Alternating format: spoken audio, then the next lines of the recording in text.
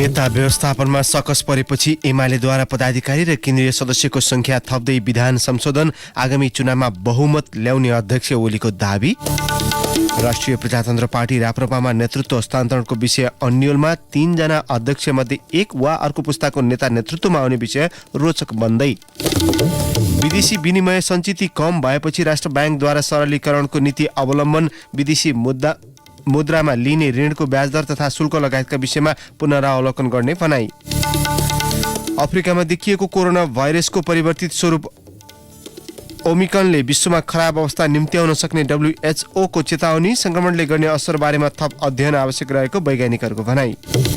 र शहीद स्मारक A डिभिजन लिग फुटबलमा आज थप 2 खेल हुँदै पहिलो खेलमा चासल र APF भिड्ने। नमस्कार, कान्तिपुर डायरीका साथमा साथी सुरज र म अनिल। समाचार अब विस्तारमा। सुरुमा एमाले महाधिवेशन विशेष। नेकपा एमाले 10औं महाधिवेशन विशेष। पार्टीभित्र पदाधिकारी र केन्द्रीय सदस्यका आकांक्षी बढेपछि एमाले विधान संशोधन गर्ने भएको छ। गए राति बसेको केन्द्रीय कमिटी बैठकले विधान महाधिवेशनबाट पारित भएको विधानमा संशोधन गर्ने प्रस्ताव पारित गर्दै केन्द्रीय कमिटीको संख्या 301 पुर्याउने निर्णय गरेको हो। विधान संशोधन गर्न केन्द्रीय कमिटीको प्रस्ताव आज हुने बन्द सत्रमा अनुमोदनका लागि पेश गरिने एमाले जनाएको छ। महाधिवेशनको उद्घाटन सकिए लगत्तै मध्यरात 12 बजेसम्म बसेको केन्द्रीय कमिटी बैठकले 2 उपाध्यक्ष र 2 उपमहासचिव थप्ने प्रस्तावसहित पदाधिकारी संख्या बढाउने निर्णय गरेको हो। सो निर्णयको प्रस्ताव बन्द सत्रमा पेश गरेर अनुमोदनका लागि लैजाने प्रचार विभागका प्रमुख योगेश भट्टराईले जानकारी दिनुभयो। बैठकले हाम्रो विधानमा केही संशोधनको प्रस्ताव बन्द सत्रमा त्यो संशोधनको प्रस्ताव जान्छ र बन्द सत्रमा छलफल हुन्छ र त्यो अनुमोदनका निम्ति हामी प्रस्तुत गर्छौं। यसअघि पदाधिकारी संख्या 15 राख्ने व्यवस्था भएकोमा अब एमालेको पदाधिकारी संख्या 19 हुनेछ भने उपमहासचिव संख्या 3 पुगेको छ। यस्तै उपाध्यक्ष 7 जना हुनेछन्। पुनः प्रचार विभागका प्रमुख भट्टराई, नेताहरूको व्यवस्थापन गर्दै नेकपा एमाले सबैलाई समेट्दै अगाडि बढोस्, त्यसका निम्ति बरु केही पदाधिकारीको संख्या थपौं भन्ने सुझावहरू पनि केन्द्रीय कमिटीका सदस्य साथीहरूको, महाधिवेशनका प्रतिनिधिहरूको, त्यसपछि नेकपा एमालेका शुभचिन्तकहरूको यस्तो सुझाव पटक पटक आइरहेको थियो। आजको केन्द्रीय कमिटीको बैठकले केही पदहरूमा संख्या थपेको छ। वरिष्ठ उपाध्यक्ष सहित अब हाम्रो उपाध्यक्षको संख्या 7 हुनेछ। त्यस्तै 3 जना उपमहासचिव हुनुहुनेछ र अरू पदहरू यथावत छन्। पदाधिकारीका आकांक्षी धेरै भएपछि अध्यक्ष केपी शर्मा ओलीले विधान संशोधनको बाटो रोजेका हुन्। विधान महाधिवेशनबाट 225 सदस्यीय केन्द्रीय कमिटी बनाउने तयारी गरेको एमाले अन्ततः 301 सदस्यीय कमिटी निर्माण गर्ने भएको छ। यस्तै एमाले पोलिट ब्युरोको संरचनालाई बिउत्याउने भएको छ। यसको संख्या 99 हुनेछ। विधान संशोधन गर्ने केन्द्रीय कमिटीको निर्णयले पार्टीभित्र अब सहमतिको वातावरण बनाएको नेताहरूले बताएका छन्। पुनः नेता भट्टराई, त्यो त कसरी भन्न सकिन्छ? त्यो त हाम्रो महाधिवेशनका प्रतिनिधिहरूको अधिकार हो। त्यो त केन्द्रीय कमिटीले खोज्न सक्दैन। केन्द्रीय कमिटीले महाधिवेशनका प्रतिनिधिहरूलाई अनुरोध गर्न सक्छ, अनुरोधसम्म गर्न सक्छ। तर प्रतिनिधिहरूले त्यो कुरालाई अस्वीकार गर्नु भने उहाँहरूको सर्वोच्चतालाई केन्द्रीय कमिटीले खोज्न सक्दैन। आजको निर्णयले नेकपा एमाले भित्र एउटा सहमतिको वातावरण बढ्ने सन्देश चाहिँ गयो। एमालेको 10औं राष्ट्रिय महाधिवेशन उद्घाटन सत्रलाई हिजो सम्बोधन गर्दै नेकपा एमालेका अध्यक्ष केपी शर्मा ओलीले आफ्नो पार्टीले आगामी चुनावमा बहुमत ल्याउने दावी गर्नुभएको छ। अध्यक्ष ओलीले देशको सार्वभौम सत्ताको रक्षा र विकासका लागि एमालेले बहुमत ल्याउने दावी गर्नुभएको हो। हामी अब चुनावको तयारीतर्फ पनि जानेछौँ। हामी जनमतको तयारी गर्नेछौँ। एकातिर जनमतबाट हामीले एकल बहुमत ल्याउनु पर्नेछ यस देशका लागि, एमालेका लागि होइन। एमालेका लागि बहुमत होइन, देश बनाउनका लागि, यस देशको सार्वभौम सत्ताको रक्षा गर्नका लागि, लोकतन्त्र फेरि गुम्न नपाओस् भनेर लोकतन्त्रको रक्षा, त्यसका लागि, संविधानको रक्षा र कार्यान्वयनका लागि, संविधानको गलत व्याख्यालाई जनअभिमतबाट जनादेशबाट सच्याएर अगाडि बढ्नका लागि नेकपा एमालेले बहुमत ल्याउनु पर्छ। सम्बोधनका क्रममा अध्यक्ष ओलीले आफ्नो पार्टी सामाजिक सद्भाव र राष्ट्रिय एकताको पक्षमा रहेको बताउनुभयो। छिमेकी मुलुकले मिचेको जमिन संवादको माध्यमबाट फिर्ता लिने पनि उहाँको भनाइ छ। लिम्पियाधुरा लिपुले कालापानीको नक्सा छापेका छौँ, त्यसलाई संविधानको अङ्ग बनाएका छौँ। तर त्यो जमिन हामीले फिर्ता लिनुपर्ने छ। संवादको माध्यमबाट हामी त्यो जमिन फिर्ता लिँदैछौँ। फिर्ता नलिँदासम्म ठगिएको, मिचिएको, हेपिएको भन्ने अनुभूति भइरहन्छ। त्यसकारण त्यो अन्त्य गरेर वास्तविक मित्रताका लागि समस्या समाधान गरेर वास्तविक छिमेकीपन हामी कायम गर्न चाहन्छौँ। आफूलाई अप्ठ्यारो पार्ने र अहिले प्रधानमन्त्रीको खुट्टा समाएको ओलीको आरोप थियो। शान्ति प्रक्रिया टुङ्गो नलगाएको भन्दै माओवादी केन्द्रका अध्यक्ष पुष्पकमल दाहाललाई उहाँले कटाक्ष गर्नुभयो। नेकपा माओवादी केन्द्र प्रचण्डजीको नेतृत्वमा फेरि त्यही नाम उहाँले लिएर एउटा चोइटो जानुभएको छ। उहाँहरू अहिले पनि त्यो शान्ति प्रक्रिया किन टुङ्गो लाउनुहुन्न? उहाँहरू पार्टीको 10औं महाधिवेशन सफल भइसकेको उहाँको भनाइ छ। महाधिवेशनलाई लिएर सानोतिनो समस्यामा नअल्झिन पनि उहाँले पार्टीका नेता कार्यकर्तालाई आग्रह गर्नुभयो। सबैभन्दा ठूलो दल एमाले महाधिवेशनबाट चयन गर्ने नेतृत्व र अङ्गाल्ने नीतिले राष्ट्रिय राजनीतिलाई प्रभावित पार्ने निश्चित छ।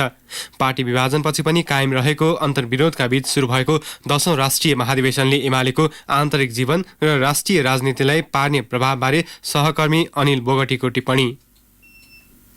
पार्टी विभाजन नभएको भए एमाले महाधिवेशनको बेग्लै महत्व र अर्थ रहन्थ्यो। झलनाथ खनाल, माधव कुमार नेपाल र वामदेव गौतम सहितको विरासत जोडिएको एमालेको कुम्भ मेलाको आसनमा उनै शीर्ष नेताहरू थिएनन्। अर्थात् पार्टी विभाजनको प्रत्यक्ष असर एमालेको महाधिवेशनमा देखिएको हो। वर्षौं मेहनत गरेर बनाएको पार्टी विभाजन हुनुको पीडा बाहिर देखाउन नचाहेको एमालेका लागि नेतृत्व चयनको नतिजा सबैभन्दा महत्वपूर्ण हो र पदाधिकारी सहितको केन्द्रीय कमिटिमा आउने अनुहारतिर धेरैको चासो छ।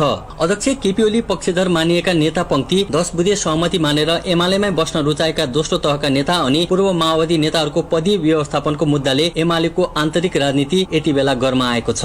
पार्टीमा दबदबा बनाएका अध्यक्ष ओलीका लागि सायद यो विषयले नै सबैभन्दा बढी तनाव दिएको बुझ्न सकिन्छ र एमालेको भविष्यका लागि पेचिलो पक्ष पनि यही हो। एकातिर ओलीलाई पार्टी विभाजनको असर आम कार्यकर्तामा नपरेको देखाउनु पर्ने दबाव छ भने अर्कोतिर पार्टीको अन्तर्विरोधमा रहेका आफ्ना विपक्षीको समर्थन नपाउँदा कार्यकर्तामा पर्ने मनोवैज्ञानिक प्रभाव हटाउनु पर्ने बाध्यता छ। त्यसैले एमालेबाट विभाजित भएर बनेको एकीकृत समाजवादीका नेताहरूको ध्यान एमालेको महाधिवेशनतिर बढी नै होला भन्ने अनुमान गर्न गाह्रो छैन। पार्टीलाई एकताबद्ध बनाउन नसकेमा आगामी निर्वाचनमा हुन सक्ने क्षति एमालेको टाउको दुखाइ हो। त्यसैले महाधिवेशन लगत्तै नजिकै गरेको निर्वाचनमा केन्द्रित हुने एमालेको तयारी छ। तत्कालका लागि 5 दलीय गठबन्धनको सामना गरिरहेको एमालेले महाधिवेशनबाट लिने नीतिले राष्ट्रिय राजनीतिलाई प्रभावित पार्ने पक्का छ। नारायणी नदीको किनारमा महाधिवेशनको उद्घाटनको भव्यता भित्र वैचारिक र सैद्धान्तिक विषय हराइरहेको टिप्पणी एमालेका लागि त्यति प्रियकर नहोला। तर कम्युनिस्ट हुनुको अर्थ के हो के होइन जस्ता प्रश्नको जवाफ एमालेले दिनुपर्ने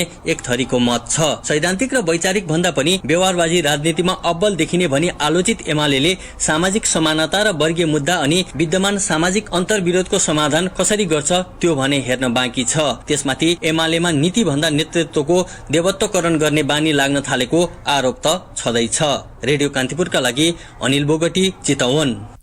नेकपा एमालेको 10औं महाधिवेशनको उद्घाटन समारोहमा देशभरबाट आएका कार्यकर्ताले सहमतिबाट नेतृत्व चयन गर्नुपर्नेमा जोड दिएका छन्। ललितपुरको गोदावरीमा विधान महाधिवेशन सम्पन्न गरेको एमालेले चितवन महाधिवेशनबाट आगामी कार्यकालका लागि पार्टीको नेतृत्व चयन गर्दैछ। पूर्व माओवादी नेता अध्यक्ष ओली पक्षका 2 खेमासँगै माधव नेपाल समूह छाडेर एमालेमा रहेका नेताहरूको व्यवस्थापन यतिखेर निकै पेचिलो बनेको छ। उद्घाटन समारोहका लागि देशभरबाट आएका एमाले कार्यकर्ताहरू भने असन्तुष्ट पक्षलाई समावेश गर्दै नेतृत्व चयन होस् भन्ने पक्षमा देखिएका छन्।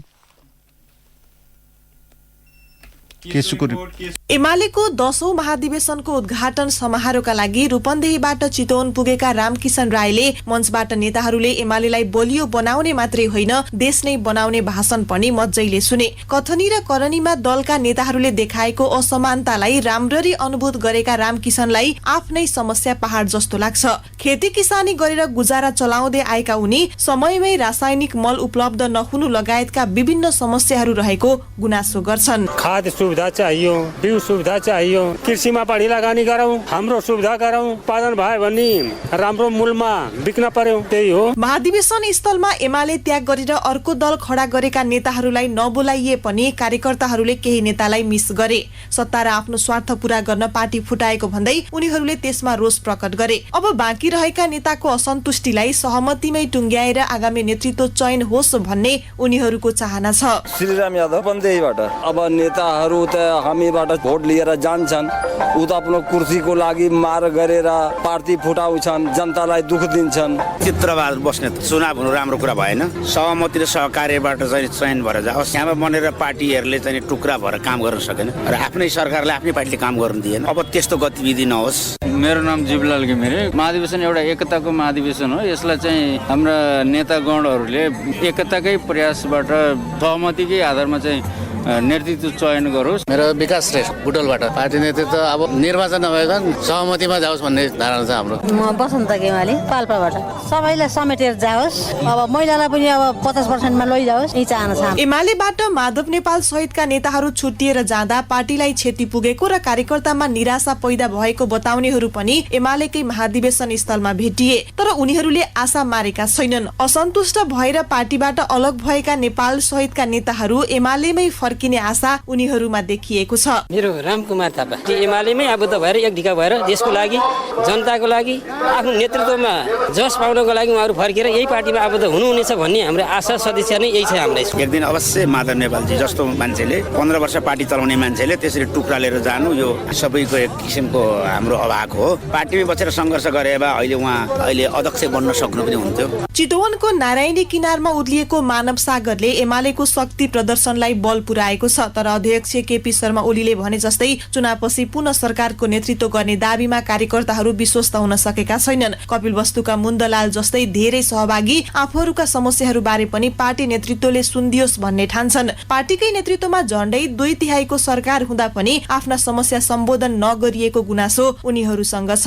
राशन पानी जाता है, सरकार देते है, वो सब लोग का बोले जो अपने हड़प कर लेते हैं। हमन के समस्या सावधान कुछ करे वाला तो हमारे रहा। हमारे पार्टी से हम लोग कोशिश ये है कि हम लोग का भरपूर मधेसी या पहाड़ी हो आप मुसलमान हो जीवन ये हमन के घर दुआर नहीं बा। अब जात में ऐसन पैसा कौड़ी तब सब भड़वार ले लेते। हमन के घर चाहता है हमन का घर बन जाए, सड़क बन जाए और का। पार्टी फुटपछि पहिलो महाधिवेशनको उद्घाटन सत्रमा देखिएको उपस्थितिले एमालेको शक्ति सञ्चय कति रहेछ भनेर नाप्ने अनेक आधारहरू प्राप्त भएका छन्। तर मलिन नै भए पनि नेपाल समूहतिर नलागेका नेताहरूको व्यवस्थापन होस् भन्ने कार्यकर्ताको चाहना कति पूरा हुने हो त्यो हेर्न बाँकी नै छ। रेडियो कान्तिपुरका लागि केसु लामिछाने, नारायणी किनार, चितवन। कान्तिपुर डायरीमा अब ब्रेकको पालो। कान्तिपुर डायरीमा अब कान्तिपुर सविस्तार। कान्तिपुर सविस्तार। पटक पटक फुट्दै जुट्दै गरेको राष्ट्रिय प्रजातन्त्र पार्टी राप्रपाले अबको केही दिनमा एकता महाधिवेशन गर्दैछ। मङ्सिर 15 देखि 17 गतेसम्म काठमाडौँमा हुने महाधिवेशनका लागि नेतृत्वमा दावेदारी सहित उम्मेदवारी घोषणा हुन थालेका छन्। बिहिबार पार्टीबाट संघीय संसदका एक मात्रै प्रतिनिधि नेता राजेन्द्र लिङदेनले आगामी नेतृत्वका लागि उम्मेदवारी घोषणा गरे। पार्टीमा नेतृत्वको पुस्तान्तरणको अभियान चलाइरहेका नेताहरू लामो समय पार्टीको प्रमुख पदमा आसीन नेताहरूबीच प्रतिस्पर्धा हुने वा सहमति नेतृत्व हस्तान्तरण हुने अन्यल हटिसकेको छैन। अध्यक्ष त्रय कमल थापा, पशुपति शमशेर राणा र प्रकाश चन्द लोहनी अध्यक्षको आकांक्षी देखिए पनि औपचारिक घोषणा भने गरिसकेका छैनन्। 3 जना मध्ये एक वा अर्को पुस्ताको नेता नेतृत्वमा आउने भन्ने विषयले राप्रपाको अधिवेशनलाई थप रोचक बनाउने देखिएको छ।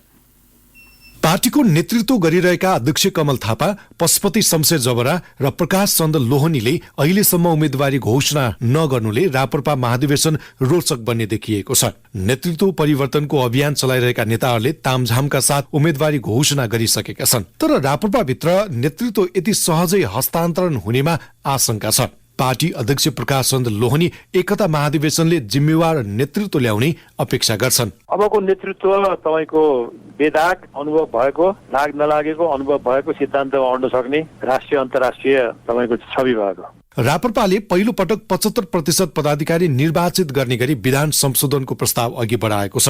यसअघि अध्यक्षले मनोनित गर्ने गरेकोमा केन्द्रीय महाधिवेशनले निर्वाचनबाट पदाधिकारी चुनिने व्यवस्था गर्न लागेको हो। यसले पनि राप्रपाभित्र निर्वाचित भएर प्राय नयाँ पुस्ता आउने आकलन गरिएको छ। पार्टीमा पुस्तान्तरणको बहस गर्दै गर्दा पार्टी अध्यक्ष कमल थापा अहिलेको अवस्थामा राप्रपाको साख बचाउन सक्ने नेतृत्वको आवश्यकतामा जोड दिन्छन्। सबैको जिम्मेवारी, सानो जिम्मेवारी भन्दा कसैको पनि जिम्मेवारी नहुने रहेछ। आज पार्टी पार्टीमा देखा परेको गतिहीनताको एउटा प्रमुख कारण त्यो पनि क्षणिक रूपमा कसलाई के फाइदा हुन्छ भन्ने हिसाबले मात्र गऱ्यो भने पार्टी क्याजुअल्टीमा पर्न सक्ने खतरा रहन्छ। पूर्व पञ्चहरूको बाहुल्य रहेको पार्टीमा नेतृत्व परिवर्तनको बहस सुरु गरेका लिङदेनलाई आफ्नो मुद्दा स्थापित गर्न ठूलै चुनौती छ। अर्का नेता धौल शमशेर राणाको साथले आफू केही सहज अवस्थामा रहेको लिङदेनको बुझाइ छ। समयले परिवर्तन खोजेको भन्दै पार्टीको 31 वर्षको इतिहासलाई बचाइराख्न नेतृत्व परिवर्तन आवश्यक रहेको उनको दाबी छ। राष्ट्रिय प्रजातन्त्र पार्टीलाई निरन्तर रूपमा अगाडि लैजाने, राष्ट्रिय प्रजातन्त्र पार्टीलाई केवल राष्ट्रिय प्रजातन्त्र पार्टी भित्र भएका मानिसहरूको लागि मात्र होइन कि राष्ट्रिय प्रजातन्त्र पार्टी बाहिर रहेका यसका शुभेच्छुकहरूलाई समेत विश्वस्त तुल्याउने, आश्वस्त तुल्याउने र राष्ट्रिय प्रजातन्त्र पार्टी अब सुध्रिएर जान्छ भन्ने सन्देश दिने हो भने नेतृत्व परिवर्तन अपरिहार्य छ, अनिवार्य छ र अब त्यो बाटोमा राष्ट्रिय प्रजातन्त्र पार्टी जान्छ। राप्रपा नेतृत्व व्यवस्थापनकै कारण पटक पटक विभाजित भएको छ। 2076 फागुनमा एकता गर्दा पनि नेतृत्व विवादका कारण 3 जना अध्यक्षको व्यवस्था राखेर महाधिवेशनसम्म संयुक्त रूपमा पार्टी सञ्चालन गर्ने सहमति बनेको थियो। नेता श्याम तिमिल सिन्हा पुरानालाई उचित स्थान दिँदै चुनौतीको सामना गर्न सक्ने नेतृत्व चयन गर्नुपर्ने सुझाव राख्छन्। विगतमा गल्ती गर्ने मान्छेहरू पार्टीमा पाखा लाउने भन्दा पनि उहाँहरूलाई पनि सँगै राखेर उहाँहरूलाई पनि पार्टीमा एउटा इज्जत र प्रतिष्ठा दिएर अब पार्टीलाई एउटा परिवर्तन विचारधारा पनि अरू पार्टीभन्दा अलग भएको हुनाले हामीले काम गर्नुपर्ने ठुलो चुनौती पनि हाम्रो बीचमा रहेको हुनाले त्यो चुनौतीको सामना गर्न सक्ने नेतृत्व र टिम चाहिँ हाम्रो पार्टीमा बन्छ। राप्रपाको एकता महाधिवेशनलाई पार्टीको अस्तित्व जोगाउने नेतृत्व चयन गर्नुपर्ने ठूलो चुनौती छ। अघिल्लो निर्वाचनबाट राष्ट्रिय पार्टी समेत बन्न नसकेको राप्रपालाई अब फेरि बलियो राजनीतिक शक्ति बनाउनु पर्ने दायित्व भावी नेतृत्वलाई हुनेछ। राजतन्त्र र हिन्दू राष्ट्रको एजेन्डा उठाइरहेको पार्टीले गणतान्त्रिक मुलुकमा आफ्नो अस्तित्व कायम राख्न एकता महाधिवेशनबाट चुनिने नेतृत्वमा भर पर्दैन भन्न सकिँदैन। रेडियो कान्तिपुरका लागि सन्तोष गन्धर्व। कान्तिपुर सविस्तार।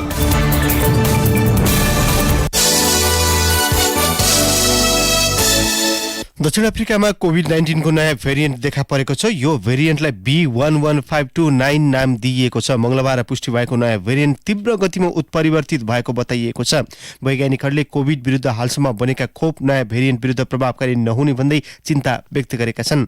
दक्षिण अफ्रिकामा कोभिडको नयाँ भेरिएन्ट पत्ता लागेसँगै सरकारले त्रिभुवन अन्तर्राष्ट्रिय विमानस्थल लगायत सबै नाकामा हेल्थ डेस्कलाई सतर्क अवस्थामा राखेको जनाएको छ। स्वास्थ्य तथा जनसङ्ख्या मन्त्रालयका प्रवक्ता एवं एपिडेमियोलोजी तथा रोग नियन्त्रण महाशाखा EDCD का निर्देशक डाक्टर कृष्णप्रसाद पौडेलले दक्षिण अफ्रिकाबाट आउनेहरूको हेल्थ डेस्कमा परीक्षण, सिक्वेन्सिङ र क्वारेन्टाइन गर्न समेत भनिएको बताउनुभयो। हुम्लाको नाम्खा गाउँपालिकामा भोलिदेखि चीनले दिएको राहतको खाद्यान्न ढुवानी हुने भएको छ। रक्षा मन्त्रालयले भोलि हेलिकप्टर पठाउने प्रतिबद्धता जनाएसँगै ढुवानी हुने सम्भावना बढेको हुम्लाका प्रमुख जिल्लाधिकारी गणेश आचार्यले जानकारी दिनुभयो। सीमा नाका हिल्सामा चीनले राहतमा पठाएको 5 क्विन्टल चामल र 461 क्विन्टल पिठो छ। यही खाद्यान्न पनि अहिलेसम्म ढुवानी हुन सकेको थिएन। हिउँका कारण ढुवानी हुन नसक्दा गाउँपालिकामा खाद्यान्न सङ्कट परिरहेको छ। खाद्य व्यवस्था तथा व्यापार कम्पनीले पनि समयमा ढुवानी नगर्दा त्यहाँका जनता थप पीडित बनेका छन्। हुम्लावासीहरू हिउँको कष्टपूर्ण यात्रा गरी सदरमुकाम सिमकोट हुँदै सिंहदरबारसम्म आइपुगेका छन्। सोमबार काठमाडौँ आइपुगेका नाम्खा गाउँपालिका 6 का वडा अध्यक्ष पलजोर तामाङले मंगलबार गृह सचिव टेक नारायण पाण्डेसँग भेटेर गुनासो गर्नुभएको थियो। पाण्डेले बुधबारदेखि ढुवानी गरिदिने आश्वासन दिनुभएको थियो, तर हेलिकप्टर र हिल्सामा खाद्यान्न लोड गर्ने कामदार नभएको भन्दै बुधबार ढुवानी भएन। चामल नपाएपछि तामाङ काठमाडौँमै छन्। हेलिकप्टर उडेपछि मात्रै गाउँ फर्किने उहाँको भनाइ छ। कान्तिपुर डायरीमा पुनः ब्रेकको पालो।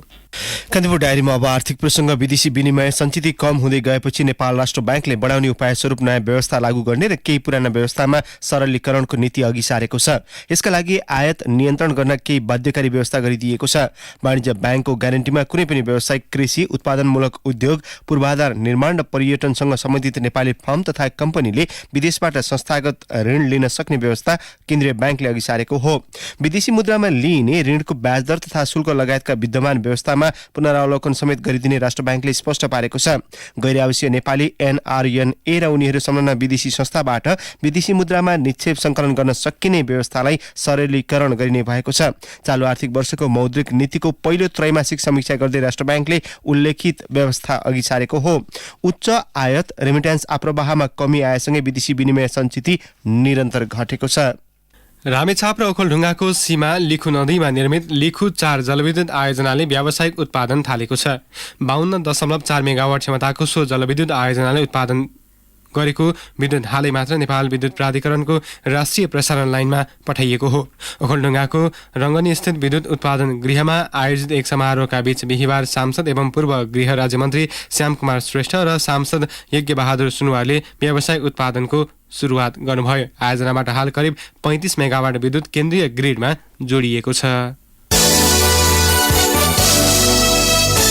अब अन्तर्राष्ट्रिय प्रसङ्ग अफ्रिकामा देखिएको कोरोना संक्रमणको नयाँ भेरिएन्टले खराब अवस्था निम्त्याउन सक्ने भन्दै विश्व स्वास्थ्य संगठन WHO ले चेतावनी दिएको छ। ओमिक्रन नाम दिएको सो परिवर्तित स्वरूपको भाइरस संक्रमण 1 नोभेम्बर 24 मा अफ्रिकामा पुष्टि भएको हो। हाल अधिकांश अफ्रिकी मुलुकसहित बेल्जियम, हङकङ तथा इजरायलमा ओमिक्रनको संक्रमण पाइएको छ। कोरोना संक्रमण विरुद्ध हाल प्रयोगमा आएको खोपले समेत ओमिक्रन विरुद्ध प्रभावकारी काम गर्न नसक्ने भन्दै वैज्ञानिकले चिन्ता व्यक्त गरेका छन्।